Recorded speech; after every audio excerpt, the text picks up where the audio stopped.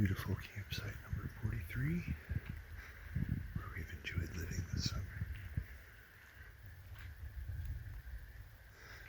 And the thing that makes this place so special.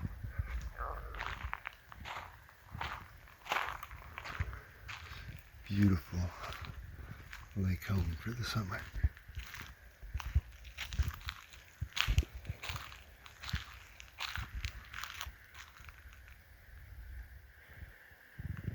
Listen to that.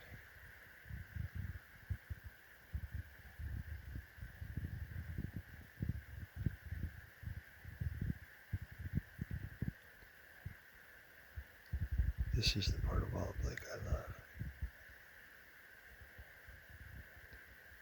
When it's quiet and everybody's gone.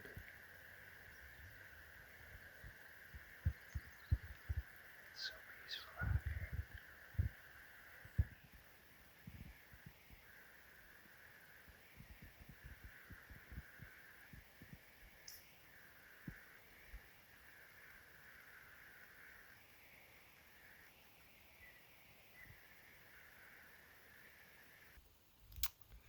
It is Monday, September 16th, 2019. Today we have officially finished up or wrapped up our assignment as camp hosts here at the amazing Wallop Lake. Honestly, I'm going to be a little sad to leave this place.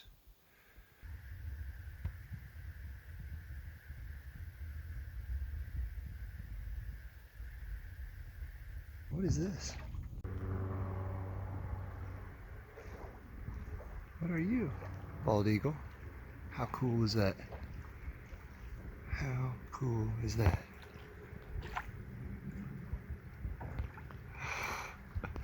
Standing down here and a bald eagle comes and swoops me. Good morning.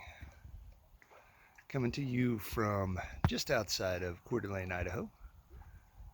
We are in a beautiful little lake called Rose Lake. And there's a little dispersed area just up here where you can camp overnight for up to 3 days. So we took full advantage of that.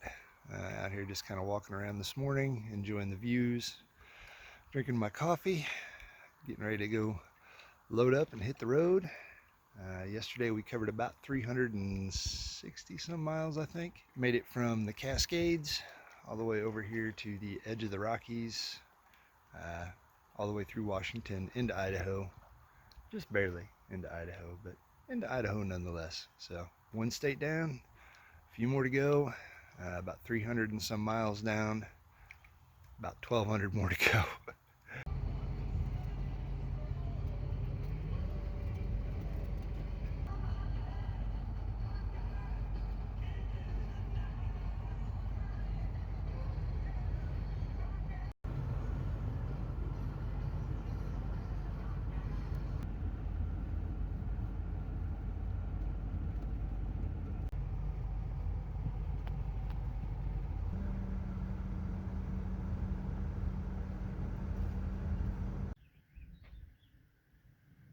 Yay, found a spot to camp.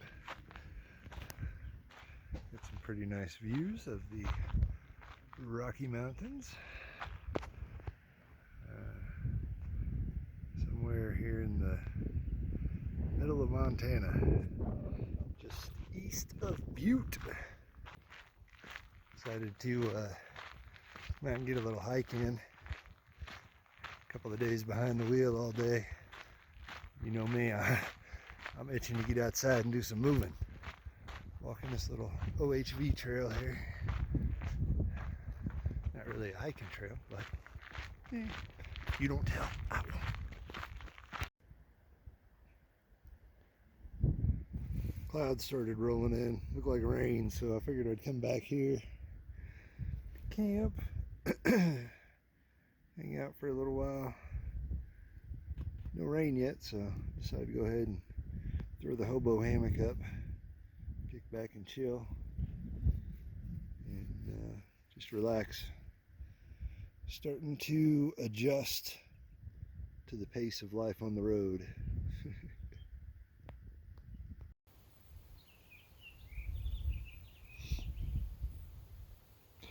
a good life. Blessed. Thank you, Lord. Yep, definitely finding a better pace on the road this time around. It seemed like, even initially when we were in the tents and the hammocks, man, we were always rushing because setting up and tearing down camp took so much time out of every day. I mean, you're talking like a couple hours, really. By the time you talk about getting food and everything else, it was a lot. Even, when we left out of Lexington in the RV back in February, I've said a lot to other people that I've talked to, looking back on it now, we moved like we were being chased. We were like flying around. We hauled butt to the southwest, and I was very destination oriented and kind of blew by a lot of the stuff on the sides, and was driving, like crazy mileages. I mean, from the time I'd get up in the morning, sometimes I'd get up in the middle of the night if there was a big city that I had to drive through. I'd get up and I would drive 10, 12 hours a day easily, sometimes 14, and just driving, and literally wore myself out, like burned out on the driving. And so this time around, I've decided that no more than one tank of gas, if you got to go a little over or whatever, that's fine. But pretty much one tank of gas, or roughly 300 miles a day, is that's what our target is. We travel on average at about 60 miles an hour on the interstate. And so, 300 miles in a day, it's about 5 hours worth of driving, and that's plenty for me. That's about as long as I want to be behind the wheel, because any more than that and I start getting tired and grumpy, and it becomes like work. It's not enjoyable. The whole drive today, I can honestly say, was enjoyable. Cruising through the mountains, just beautiful, even in the rain and with the clouds and stuff, man. It was just beautiful, high mountains and cliffs and rivers and streams, and man, it was like a river runs through it all day long. It was fabulous. This is a lot nicer. We got into camp around 3 o'clock today. I got a couple mile hike in. Now I'm kicked back in the hammock, relaxing, just enjoying the evening. Good morning. It's Wednesday, September the 19th, I believe. Coming to you from somewhere in Montana. We're still kind of in the western part of the state. Central western, I guess. I don't know. We're not far past Butte. Yesterday was a fabulous day, man. It was great. Got several miles made, about 300 and some miles, or at least close to 300. Ended up out here, this fantastic spot. I mean, this is just beautiful out here. Quiet, not really anybody around. Slept great. No mice since we left Wallop, so that's been fantastic. And this morning I'm just out here walking down this little forest road we drove in on, just kind of scouting the area and looking around to see what's what. Very, very beautiful area. Lots of mountains all around. And yeah, this is nice. Look at this.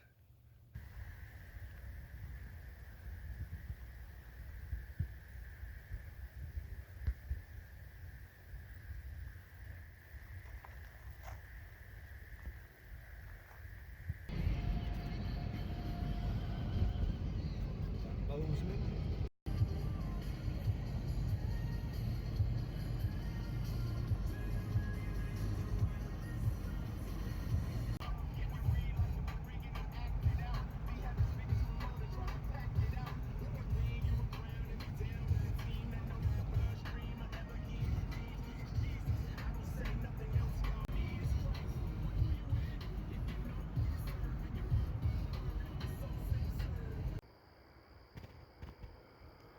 We made it to camp. Easy entrance, which is always good. Pretty awesome view, which is equally good. And we are the only ones here at this little camp area. This is Rosebud Creek, which actually has some historical significance if you look it up. But, man, if I had a little more daylight, I would definitely have to get my fishing pole out. Another beautiful day. Coming to you from Rosebud, Montana this morning. And we are out here at this gorgeous little pond / lake, just maybe a half mile or so from the Yellowstone River.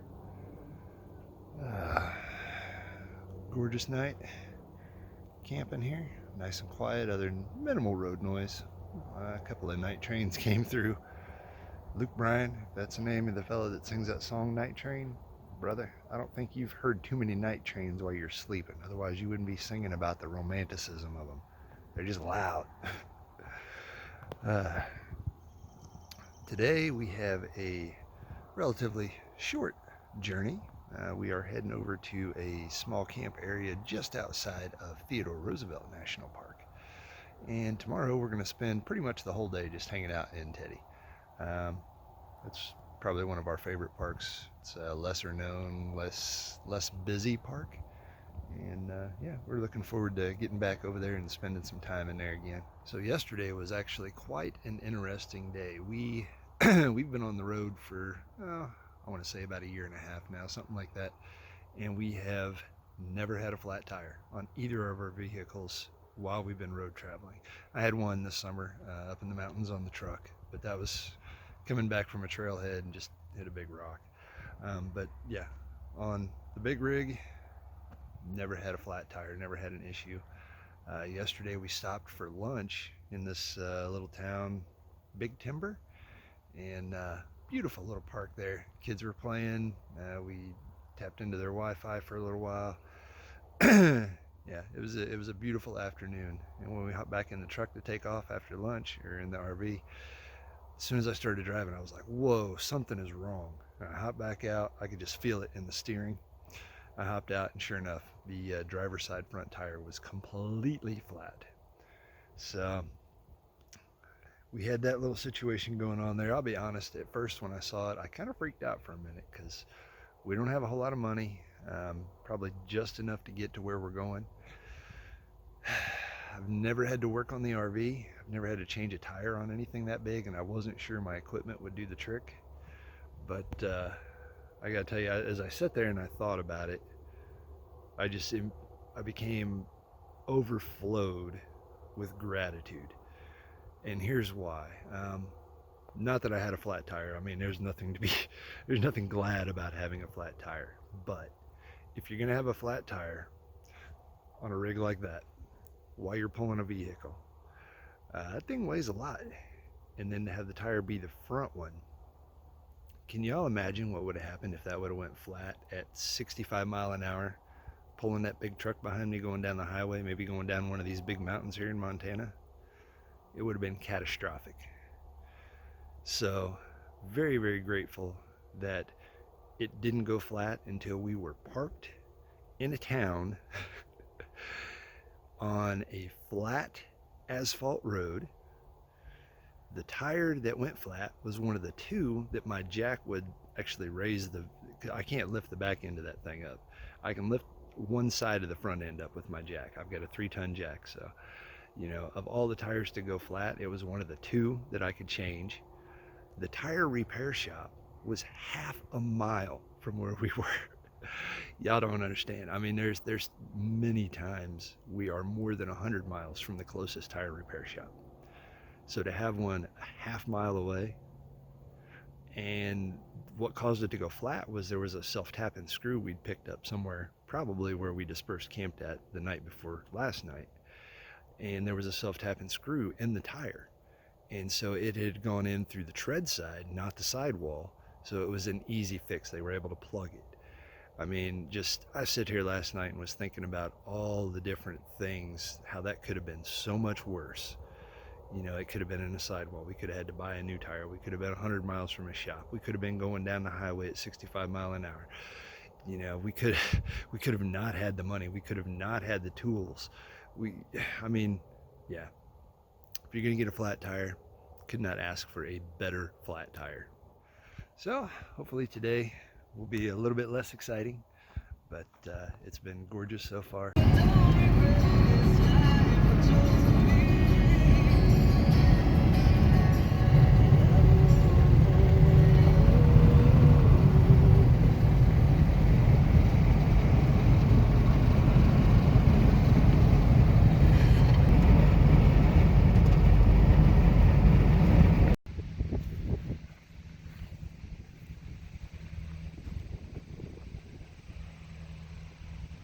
The children, they're in the slaughterhouse. Oh no! Teddy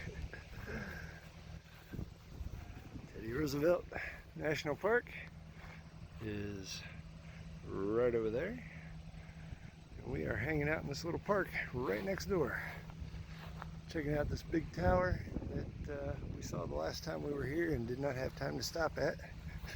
It is amazing. This place was packed. Crazy busy, like the whole road, the entrance, all the way down that street the last time we were here.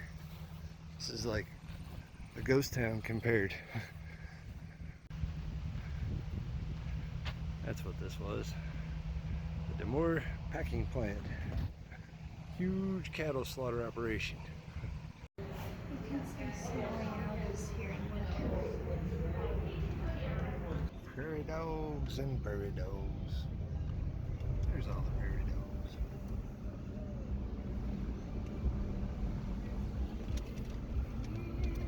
Some of the mountains are really big.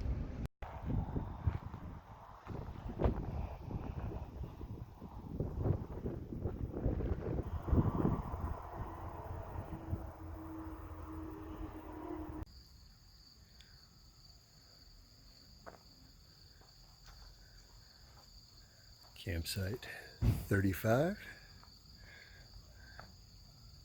Theodore Roosevelt National Park. What's the name of this campground, sir? Oh, Cottonwood Campground. Cottonwood Campground. It is dinner time. Time to tie the old feed bag on here. And Mindy made us some amazing pasta tonight, some rotini. It's quite delicious and exactly what Star and I needed after a 14.5-mile day today. Good job. Fantastic day hanging out here in Teddy Roosevelt National Park. Got in here bright and early, 8 o'clock this morning. Snagged this awesome little campsite. And then as soon as we got her leveled off, Star and I headed out. Did the West Loop here in the park. Bless you. Did the West Loop here in the park, which they advertised as about 11.5 miles. Both of our steppers ended up tallying it at about 14.5 miles. So, but it was a beautiful hike, great day. And up next, we've got the Ranger Talk tonight. Haven't had the privilege of having one of those in quite a while, so we're really looking forward to that. Morning, Theodore Roosevelt National Park. We're gonna get on the road bright and early this morning. We gotta make a couple of stops, about 370 miles to go, and then we'll have another free campsite for this evening. So, a lot of miles to travel, a lot of time on the road. Looks like it's gonna be a rainy day. Let's get rolling. Well, we only had to wait till we were leaving to find the last animal on our list, the wild horses. You can see 3 in the picture right there. There's actually quite a few behind that little bush right there.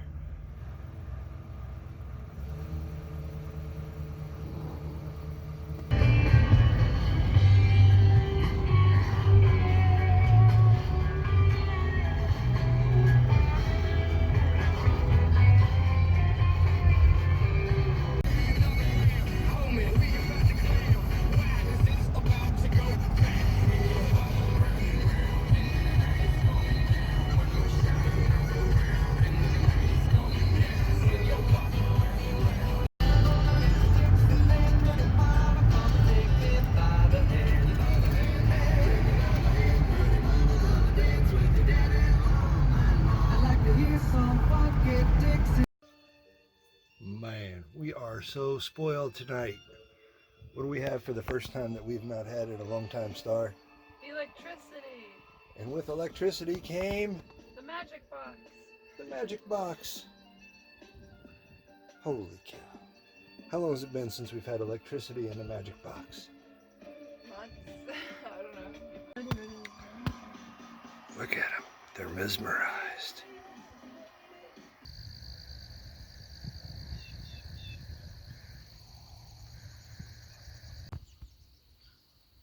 Good morning.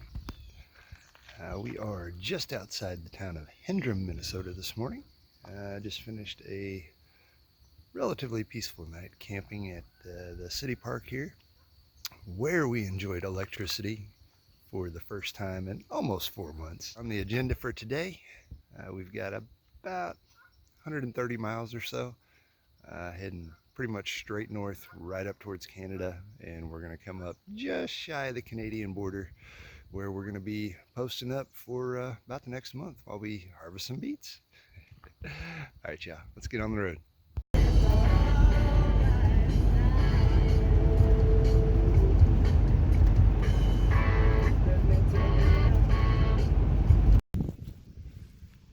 We have arrived.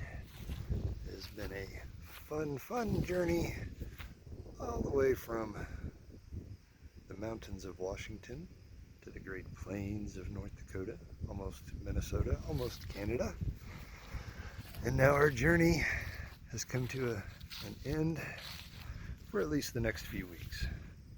This will be home, and we'll be doing some work just right in the field across over there.